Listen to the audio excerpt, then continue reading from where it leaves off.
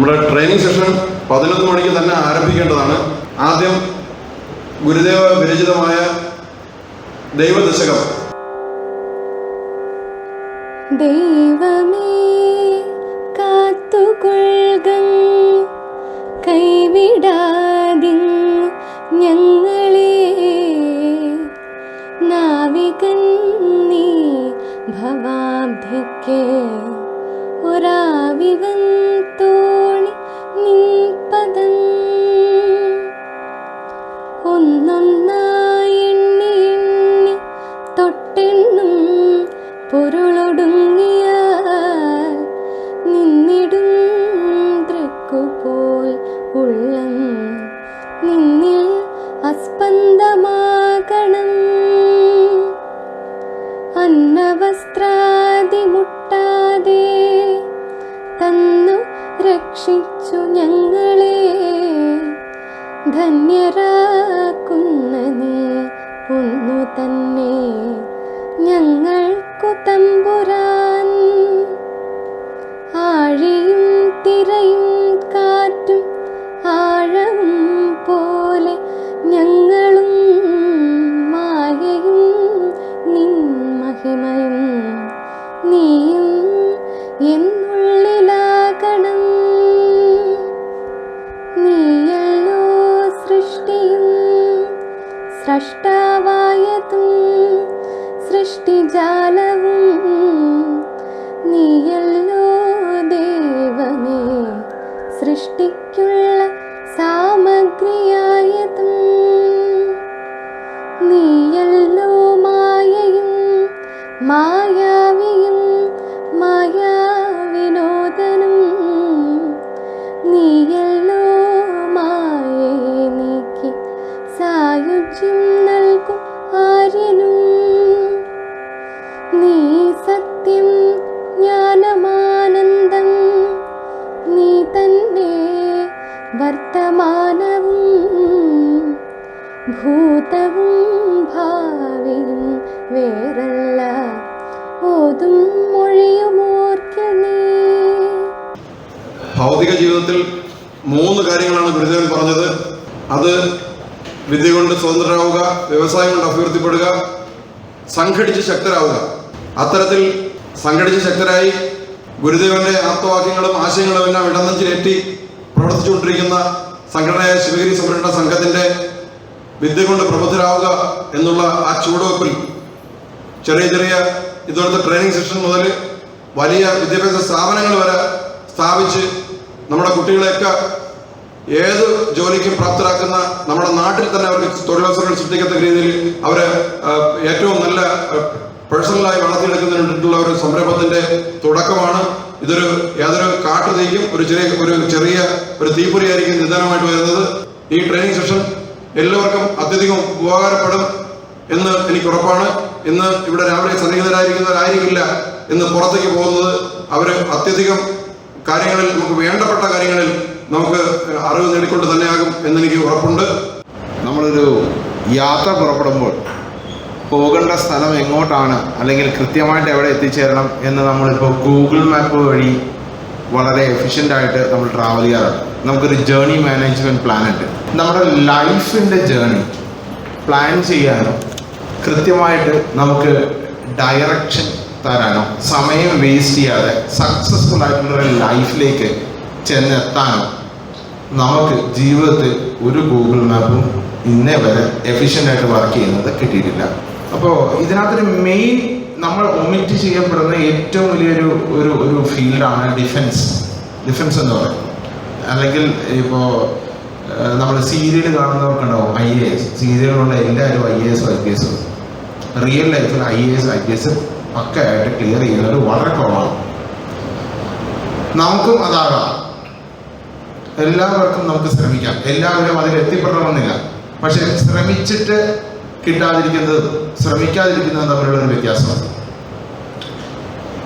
അപ്പോൾ നമുക്ക് ഒരു അപ്ഡേറ്റഡ് വേർഷൻ ഗൂഗിൾ മാപ്പ് പോലെ നമ്മുടെ ലൈഫിൽ ഡിഫൻസ് സർവീസസും സിവിൽ സർവീസസിലേക്കും മറ്റനേകം കോഴ്സുകളിലേക്കും കറക്റ്റായിട്ട് നമ്മളെ ഗൈഡ് ചെയ്യാനായിട്ട്, അല്ലെങ്കിൽ ഇവിടെ വന്നിരിക്കുന്ന ഓരോ പേരൻസിനും ഒരു ഗൈഡൻസ് തരാനായിട്ട് നമ്മുടെ സാരഥി സെൻറ്റർ ഫോർ എക്സലൻസ് ചെയ്യുന്ന നമ്മുടെ കേണൽ വിജയൻ സാറും അദ്ദേഹത്തിൻ്റെ സഹപ്രവർത്തകനായ അരവിന്ദാക്ഷൻ അദ്ദേഹവും ഇവിടെ വന്നിട്ടുണ്ട്, അദ്ദേഹത്തിൻ്റെ ടീമുമുണ്ട്. ഇന്നത്തെ ഈ ദിവസത്തെ ഈ പരിപാടി കഴിഞ്ഞ് പുറത്തേക്ക് പോകുമ്പോൾ നമുക്ക് എല്ലാവർക്കും ഇവർ പറഞ്ഞു തരുന്ന കോഴ്സിൽ നിന്നും ഏതെങ്കിലും തിരഞ്ഞെടുക്കാൻ പറ്റുമെങ്കിൽ, അല്ലെങ്കിൽ ആ വഴിയിലേക്ക് നമുക്ക് റീഡയറക്റ്റ് ചെയ്യാൻ പറ്റുമെങ്കിൽ, അതിലൂടെ ഒരു 10 പേർക്ക് ഒരു ജോലി അല്ലെങ്കിൽ ഒരു സക്സസ് ഇൻ ലൈഫ് ഉണ്ടാകുമെങ്കിൽ ഞങ്ങൾ അതിൽ വളരെ ഹാപ്പി ആയിരിക്കും. സാരഥി സെൻറ്റർ ഫോർ എക്സലൻസിൻ്റെ director colonel S Vijayan sir ഇവിടെ എത്തിയിട്ടുണ്ട്. അദ്ദേഹത്തിനും നിങ്ങൾ ഓരോരുത്തർക്കും ഇന്ന് ഈ കരിയർ ഗൈഡൻസ് പ്രോഗ്രാമിൽ പങ്കെടുക്കാൻ ഇവിടെ എത്തിച്ചേർന്നിരിക്കുന്ന നിങ്ങൾ ഓരോരുത്തർക്കും വിനീതമായ നമസ്കാരം. സാരഥി കുവൈറ്റ് എന്ന് പറയുന്ന ഒരു പ്രവാസി സംഘടന, ശ്രീനാരായണീയ വിശ്വാസികളായിട്ടുള്ള ഒരു പ്രവാസി സംഘടന, കുവൈറ്റിൽ പ്രവർത്തിക്കുന്ന ഒരു സംഘടനയാണിത്.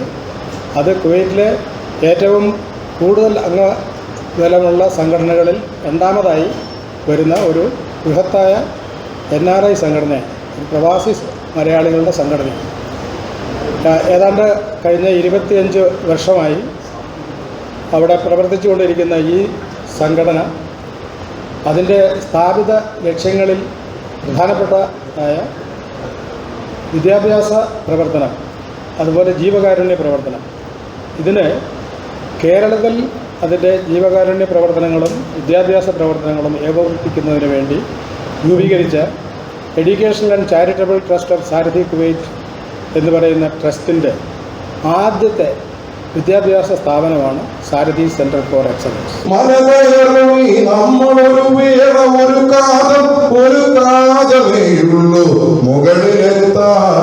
ഇപ്പോൾ ഈ അനുജന്റെ ചുമലിൽ പിടിക്കൂ, ഇപ്പാവശില നീ അമർത്തിച്ച വിട്ടു. നമ്മുടെ ചുമലിൽ പിടിക്കൂ, നമ്മുടെ സംഘടനയുടെ ചുമലിൽ പിടിക്കൂ. ഓരോ ഒരു വലിയ മല ചോട്ടുമ്പോൾ നമ്മളൊരു ടിപ്പ് ചിലപ്പോഴൊക്കെ പറയാറുണ്ട്. നമ്മൾ ആ മലയുടെ മുകളിലേക്ക് നോക്കിയാൽ നമ്മൾ തളർന്നു പോകും. തൊട്ടടുത്ത സ്റ്റെപ്പ് വയ്ക്കേണ്ട സ്ഥലത്ത് മാത്രം നോക്കുക, അതിലേക്ക് കാലെടുത്ത് വയ്ക്കുക. അതിനുശേഷം അടുത്ത സ്റ്റെപ്പ് എടുത്ത് വയ്ക്കുക, അത് അടുത്ത ചുവട് സ്റ്റെപ്പിൽ മാത്രം നോക്കിക്കൊണ്ട് ചുവടെടുത്ത് വയ്ക്കുക. ഓട്ടോമാറ്റിക് നമ്മൾ വലിയ മല കയറും. അങ്ങനെയുള്ള വലിയ മല കയറാൻ വേണ്ടി ഒരു കൈ നമ്മുടെ സംഘടനയുടെ ചുമലിലോട്ട് വെക്കൂ. ഇപ്പോൾ ഈ അനുജന്റെ ചുമലിൽ പിടിക്കൂ, ഈ പാപശില നീ ആവർത്തിച്ച വിട്ടു. ഒരു ബഹുഭൂരിപക്ഷത്തിനെ മാറ്റി നിർത്തിയിരുന്ന ഒരു മലയിലേക്ക് നമുക്ക് പ്രവേശിക്കേണ്ടതുണ്ട്. അതിനെ നമ്മുടെ സംഘടനയുടെ ചുമലിൽ മാത്രം പിടിച്ചാൽ മതി. അത് നമ്മുടെ ഗുരുദേവ സന്നിധിയിലേക്ക് നിങ്ങളെ എത്തിക്കുമെന്ന് മാത്രം ഞാൻ പറയുന്നു. എന്റെ അധ്യക്ഷ പ്രസംഗം ഞാനിവിടെ അവസാനിപ്പിക്കുന്നു. എല്ലാവർക്കും ഗുരുദേവന്റെ അനുഗ്രഹം അളവില്ലാതെ ഉണ്ടാകട്ടെ. നന്ദി, നമസ്കാരം. ഗുരുത്വം വിജയിക്കട്ടെ.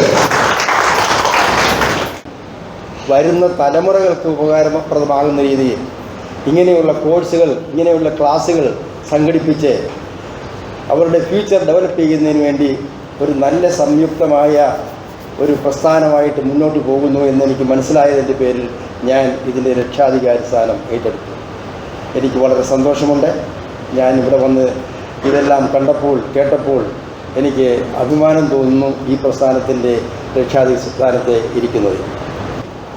എയർഫോഴ്സിൽ ഇരിക്കുമ്പോൾ തന്നെ 3 പ്രാവശ്യം ഞാൻ പൈലറ്റ് ആപ്റ്റിറ്റ്യൂഡ് ടെസ്റ്റിന് പാസ്സായ വ്യക്തിയാണ്. ഇൻ്റർവ്യൂവിൽ മാത്രം ഞാൻ ഫെയിലായി. ഒറ്റ കാരണം കൊണ്ട് സപ്പോർട്ടിന് ആളില്ലായിരുന്നു. എൻ്റെ കുടുംബത്തിൽ നിന്നും ആരും ഉയർന്ന പദവിയിൽ എയർഫോഴ്സിലില്ലായിരുന്നു. നമ്മുടെ കുഞ്ഞുങ്ങൾ നിങ്ങളുടെ കാരിയർ ഡെവലപ്മെൻറ്റ് ചെയ്യാൻ ഉദ്ദേശിക്കുമ്പോൾ നിങ്ങൾ കൂടി ചിന്തിക്കണം നിങ്ങൾക്ക് എന്താകണം എന്നുള്ളത്. നമ്മുടെ പേഴ്സണലായിട്ടുള്ള കാര്യമല്ല, ഇന്ത്യയുടെ കാര്യം. ഇന്ത്യ എന്ന് പറയുന്ന മഹാരാജ്യം ഇന്ന് വേൾഡിൽ ഒരു പ്രധാന സ്ഥാനത്ത് നിൽക്കുന്ന ഒരു രാജ്യമാണ്. നിങ്ങളാണ് ഇനി അത് എല്ലാം മുന്നോട്ട് കൊണ്ടുപോകേണ്ടത്. ട്രെയിനിങ് കൊടുക്കുക. പലർക്കും അജ്ഞതയാണ് ഇതിൻ്റെ എല്ലാം പ്രധാന കാരണം. പലർക്കും അറിയത്തില്ല, ഇൻക്ലൂഡിങ് ദ സിവിൽ സർവീസ് തന്നെ ഓൾമോസ്റ്റ് 26 ഇതുണ്ടെന്നാണ് ഞാൻ മനസ്സിലാക്കുന്നത്. ഒരാൾക്ക് എല്ലാവർക്കും IAS കിട്ടണമെന്നില്ല, IPS കിട്ടണമെന്നില്ല. പിന്നെ അതിനകത്ത് പോസ്റ്റൽ സർവീസ് ഉണ്ട്, ഇന്ത്യൻ ഓഡിറ്റ് അക്കൗണ്ട് സർവീസ് ഉണ്ട്. സോ പിന്നെ ഇത്രയും പഠിച്ചു വരുമ്പോഴത്തേക്കും മറ്റേത് കോമ്പറ്റീഷനിൽ കയറാനുള്ള കഴിവ് അവർക്ക് ഓട്ടോമാറ്റിക്കായിട്ട് ഉണ്ടാകും.